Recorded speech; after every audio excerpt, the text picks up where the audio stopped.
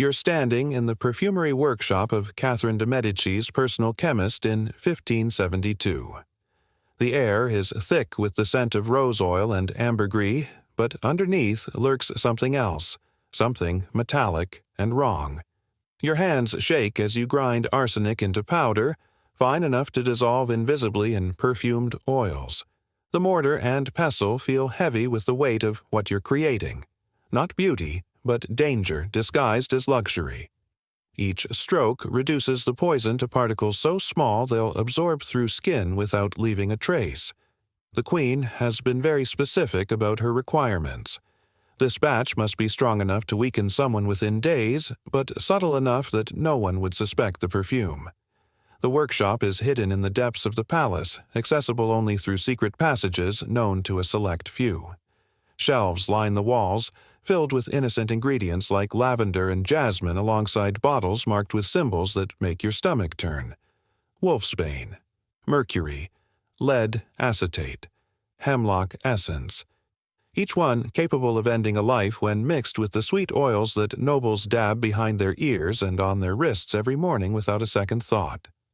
You've been apprenticed here for 3 years, long enough to learn that the art of perfumery and the art of poisoning are intimate sisters in Renaissance Europe. The same knowledge that creates intoxicating fragrances can craft undetectable weapons. The same hands that blend exotic oils for romance can mix compounds that stop hearts and destroy minds. You're not a perfumer. You're an architect of invisible assassination. Your master, René Bianco, stands beside you, watching your technique with cold precision. He's been Catherine's poisoner for 20 years, though officially he's merely her perfumer and glovemaker. The French call him René le Florentin, and nobles compete for his fragrances, never knowing that the man who creates their signature scents also creates the poisons that eliminate their rivals. He corrects your grinding motion with practiced efficiency. The poison must be uniform, he reminds you. Any variation in particle size could affect absorption rates, potentially alerting the victim before lethal doses accumulate. This particular mixture is destined for gloves, not bottles. Perfumed gloves are the height of fashion, and Catherine has commissioned several pairs as gifts. The leather will be soaked in scented oils mixed with your carefully prepared poison. Every time the recipient puts them on, microscopic amounts of arsenic will be absorbed through their skin. Within weeks, unexplained symptoms would appear, leaving physicians baffled about the cause, and physicians will diagnose it as sudden illness or illness. No one will suspect the beautiful gloves that still smell faintly of violets. You think about the woman who will wear these gloves. John of Navarre, a Protestant leader whose political influence threatens Catherine's Catholic dynasty. She doesn't know that accepting this gift will sign her death warrant. She'll put them on with delight, admiring the craftsmanship, inhaling the exquisite perfume, never imagining that luxury could be lethal. The poison will work slowly, giving Catherine perfect deniability. By the time symptoms appear, the Queen will be nowhere near her victim. But gloves are just one delivery method in this deadly trade. Perfumed letters carry poison in their scented seals. Cosmetics hide mercury and lead that damage skin and health. Scented candles release toxic fumes that cause vivid visions and organ failure. Hair pomades contain substances that cause gradual mental decline. Every luxury item becomes a potential weapon when knowledge of chemistry meets murderous intent. The history of poisoned perfumes stretches back far beyond Catherine's court. Ancient Rome knew these techniques well. Locusta, the empire's most famous poisoner, created scented oils that killed emperors and their rivals. She understood that scent bypasses rational thought, that humans instinctively trust pleasant fragrances. We evolved to associate good smells with safety, with food that won't poison us, with healthy mates and clean environments. Poisoners exploit this biological programming, turning our deepest instincts against us. You've studied Locusta's methods in the secret texts your master keeps locked away. She discovered that certain poisons bind perfectly with oil molecules, creating stable compounds that remain potent for months. She learned which flowers mask the bitter smell of hemlock, which spices hide the metallic tang of mercury. Her students passed these secrets through generations of poisoners, each adding their own discoveries to the deadly knowledge base. The Renaissance has elevated this dark art to new heights. Trade routes bring exotic poisons from Asia and Africa. New World plants offer toxins unknown to European physicians. Alchemical discoveries reveal how to concentrate poisons to unprecedented potency. And the obsession with perfume among the nobility creates perfect opportunities for deployment. Everyone wears scent. Everyone trusts their perfumer. Everyone believes that beauty equals goodness. Your workshop contains samples from around the world. Curare from South American arrows that immobilizes victims while conscious. Manchineel sap from the Caribbean that causes severe burns and vision loss. Powdered diamonds that create microscopic cuts in the digestive system, causing victims to suffer fatal internal bleeding. Each one can be dissolved in perfume oils, each one undetectable until it's too late. The technique requires precision that borders on art. Too much poison and the scent changes, alerting the victim. Too little and they survive, possibly building immunity. The carrier oil must be chosen carefully. Rose oil penetrates skin quickly but doesn't hold poison well. Ambergris carries toxins efficiently, but its rarity makes it suspicious. Musk oil provides perfect absorption, but some people are allergic, potentially revealing the poison through rashes before lethal doses accumulate. Temperature affects everything. Poisons mixed in summer heat behave differently than those prepared in winter cold. Storage conditions matter. Sunlight can break down certain compounds while darkness preserves them. Even the victim's individual chemistry plays a role. What kills one person in days might take weeks for another.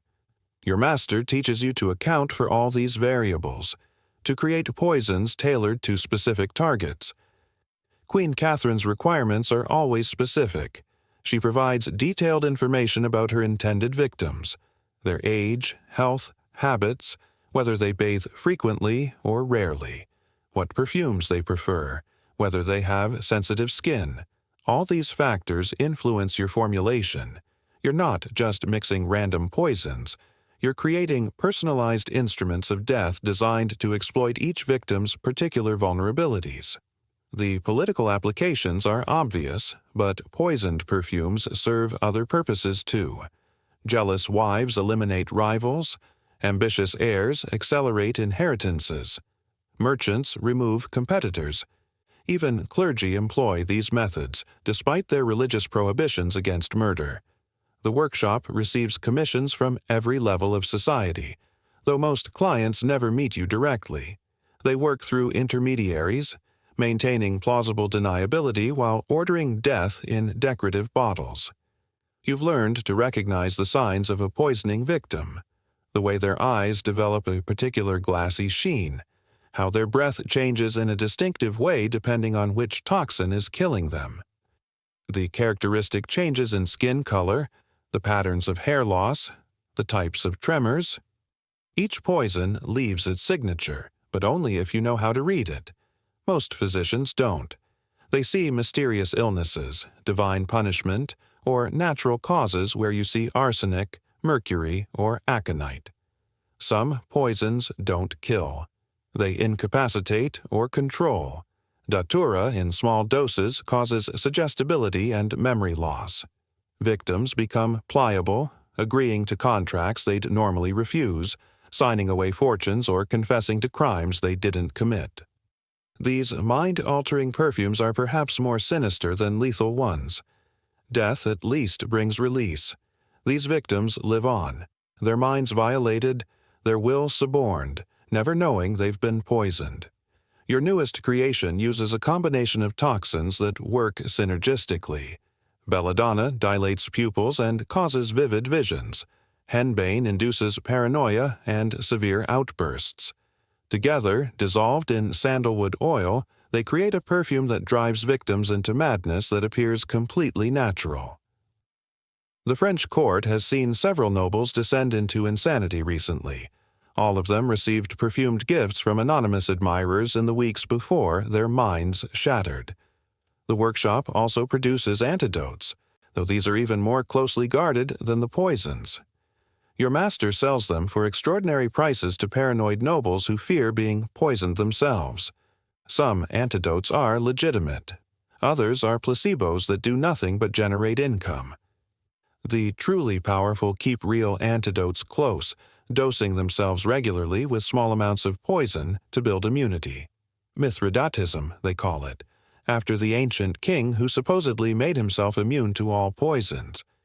You've been slowly poisoning yourself for 2 years now. Your master insists on it. Small doses of arsenic in your morning wine, mercury rubbed into your skin weekly, gradually increasing amounts until your body adapts. The process is agonizing. You've lost weight and hair, but you're building resistance that might save your life. In this profession, everyone is both poisoner and potential victim. The most disturbing part isn't the poisoning itself. It's how normal it's become. You prepare lethal perfumes with the same casual efficiency that a baker makes bread. You discuss absorption rates and lethal doses over lunch. You sleep soundly despite knowing that your work has killed dozens, perhaps hundreds. The human capacity for normalizing horror reveals itself in your daily routine. Your latest victim is a young duchess who opposed Catherine's policies. She received a set of perfumed handkerchiefs last week, each one infused with thallium. Unlike arsenic, thallium is virtually tasteless and odorless, even in high concentrations. It causes a peculiar symptom pattern that physicians often mistake for typhoid. The Duchess is already showing vague signs of illness. Her maid reports mysterious fatigue, which confuses physicians who misdiagnose the cause. The Duchess has a young daughter who shared her mother's political opinions, and whispers in court already marked her as vulnerable. Your master has suggested using cantharides, sometimes called Spanish fly. In large doses, it causes severe illness through kidney failure. Dissolved in her favorite rosewater perfume, she'll never detect it. You try not to think about her age, her innocence, the future she'll never see. In this workshop, conscience is a luxury you can't afford. The European perfume trade has become inextricably linked with poison. Venetian merchants sell both fragrances and toxins from the same shops. Spanish perfumers moonlight as poisoners for the Inquisition. English nobles import French perfumes despite knowing the risks because fashion outweighs fear. The entire industry operates on an open secret that everyone knows but no one acknowledges. Beautiful scents hide ugly truths. The Medici family perfected this craft across generations. Catherine learned from her ancestors who poisoned their way to power in Florence. She brought Italian techniques to France, revolutionizing both perfumery and poisoning. Her legacy would inspire centuries of imitators. The Borgias, the Sforzas, the Estes, all employed perfumed poisons to eliminate enemies and consolidate power. You're preparing a special commission now. A perfume that won't kill, but will cause lasting disfigurement. The client wants their rival's beauty destroyed without the legal complications of murder. You're mixing corrosive substances that will gradually damage skin, causing lasting damage to appearance. The perfume smells divine, like spring flowers and honey. The victim will apply it eagerly, never suspecting that each application brings them closer to ruin. Your knowledge extends beyond European traditions. You've studied Egyptian texts describing poisons derived from pyramid tombs, Chinese manuscripts detailing toxic incense that killed entire rooms of people, Indian formulas for perfumed weapons that paralyzed victims instantly, Persian techniques for creating delayed-action poisons that activated weeks after application. The global history of poisoned perfumes reveals humanity's universal capacity for transforming beauty into death. Modern chemistry has made these historical poisons seem primitive, but the psychological principles remain unchanged. People still trust pleasant scents. They still apply products to their skin without questioning ingredients. They still accept gifts of perfume from people who might wish them harm. The delivery methods have evolved, but human vulnerability to scented deception persists. Your master tells you about the future he envisions. Poisons that target specific organs. Toxins that activate only under certain conditions. Perfumes that alter DNA or trigger autoimmune responses. The marriage of chemistry and murder will produce horrors that Renaissance poisoners could never imagine. But the fundamental truth remains. Humans will always be vulnerable to beauty that conceals danger. The workshop has become your entire world. You rarely leave except to gather ingredients or observe victims. Your clothes permanently smell of roses and death. Your hands are stained with substances that would terrify anyone who knew their purpose. You've forgotten what life was like before you learned to kill with kindness, to murder with beauty, to turn luxury into lethality. Some nights you dream about your victims. Not nightmares exactly, but visitations. They appear wearing the perfumes that killed them, their bodies showing signs of your poisons. The Duchess with thinning hair, the Cardinal with yellowed skin, the ambassador who fell into violent seizures from poison in his cologne. They don't accuse you. They simply stand there, reminders of what your knowledge has wrought. Your newest project pushes boundaries even your master finds uncomfortable. A perfume that spreads like disease. The initial victim becomes a carrier, their poison sweat contaminating everyone they touch. One poisoned person could eliminate an entire family, an entire court, without knowing they're the weapon. It's biological warfare disguised as personal fragrance. The formula is almost complete. You just need to test it. The test subject arrives tomorrow. A prisoner who believed he was being offered a chance at freedom. He'll be told the perfume is part of his new identity as a freed man. He'll apply it gratefully, never knowing he's become a walking weapon. You'll observe him for weeks, documenting how the poison spreads through his contacts. How many will be harmed by one man's contaminated touch? The experiment will answer that question. You've become something beyond human in this workshop. Not evil exactly, but emptied of the emotions that make people hesitate before causing harm. You're a technician of death, a craftsman of suffering, an artist whose medium is poison and whose canvas is human flesh.